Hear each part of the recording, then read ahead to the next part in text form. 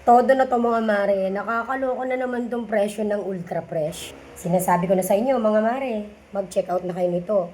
Habang mura pa yung presyo dyan mismo sa Yellow Basket. Grabe talaga, sobrang baba. Ngayon lang bumaba yung presyo ng Ultra Fresh.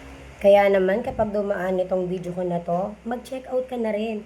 Kasi ang mahal ng isang pakete ng Ultra Fresh mga mare. Pero itong pa-sale ni TikTok at bigay niya na presyo, grabe nakakaloka. Mag-check out ka na rin. Aarte pa ba tayo mga mare? Mapapawaw ka talaga sa presyo niya ngayon pag tinignan mo dyan sa Yellow Basket. Ito lang naman yung sunscreen na may 3 million sold mismo dito sa TikTok. Oo, tama.